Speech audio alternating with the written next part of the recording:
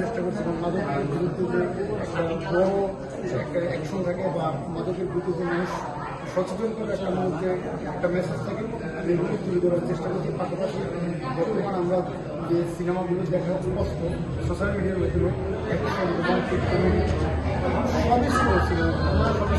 আমরা দেখেছি অনেক নতুনদেরকে আপনারা সুযোগ দিচ্ছেন, সেই সুবাদে আপনার দেশের অভিনেতা নিয়ে এবং দেশের নতুন যারা অভিনয় আসছে তাদের প্রতি আপনার কোনো আহ্বান আছে? আসলে আমি নতুন সিনেমাতে এটি নিয়ে আমার 3 নম্বর সিনেমা চলে রিলিজ। তো ওই জায়গা থেকে আমি বলবো যে নতুনরা আমার সিনেমা আসলে চান্স পাবে এবং চান্স ভর্তি আছে। আর তার পাশাপাশি সিনেমার বিজনেসের কথা শুরু করে মাথায় রেখে আমি সব সুপারস্টার নিয়েছি, ম্যাডাম দাদা থেকে শুরু করে সবাইকে আমি সুপারস্টার দিয়েছি। ববি নায়িকা ববিকে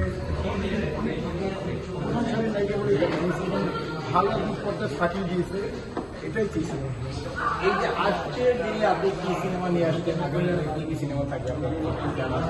আমার হাতে অলরেডি 5টা প্রজেক্ট আছে, 3টা অ্যাড এবং 6টা, তিন মধ্যে দুটো অলরেডি শুটিং করে শেষ করবো। একটা আমি শুরু করবো, শুরু করবো করতে পারি না, আমরা 3 তারিখ শুরু করা প্ল্যান করতে পারি। আর দিদিতে দেখা যাবে ইনশাআল্লাহ করা হবে। যারা আপনাকে নিয়ে টোল তো শুধু আমার কিছু সব আমি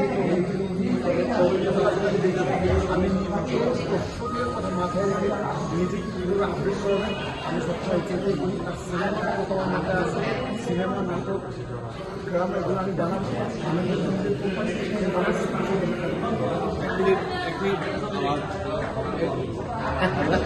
আমার সব থেকে বড় কথা, আমি সাকিবের হৃদয় জানেন।